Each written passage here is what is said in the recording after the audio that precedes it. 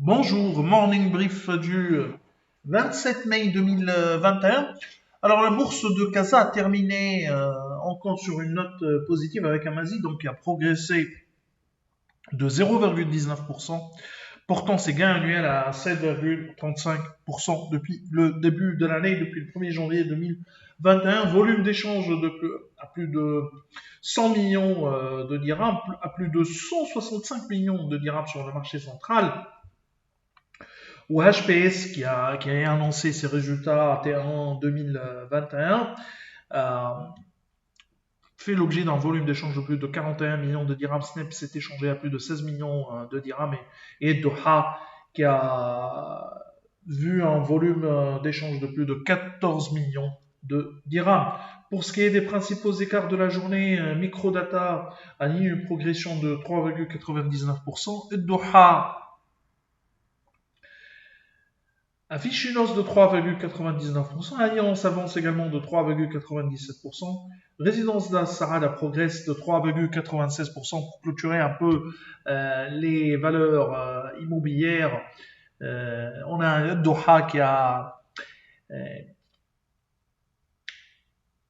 qui a pris 3,93%, un peu le retour d'optimisme autour des valeurs immobilières. SMI accuse la plus forte baisse avec des pertes de 3,97%. Fenibro 77 de 3,23%. Delta Holding accuse un repli de 2,86%. Miniapuis une baisse de 2,03%.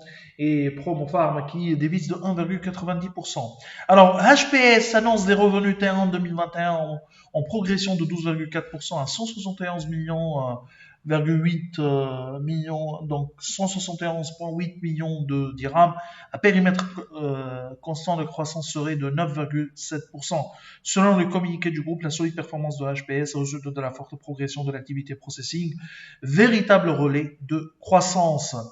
Progression des revenus de 52,7%. Les revenus récurrents continuent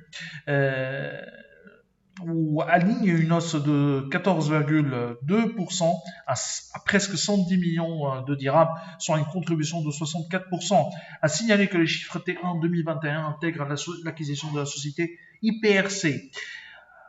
Alors, la reprise de l'activité de Total se poursuit au cours de ce début d'année. Le chiffre d'affaires consolidé T1 2021 a enregistré une hausse de 66% à 1,288 milliard de dirhams, progression de 26% par rapport au T1 2019.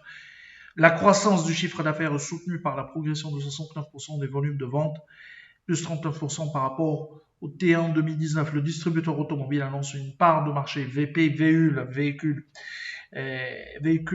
particuliers et véhicules utilitaires légers de 13,8% en amélioration de 250 points de base.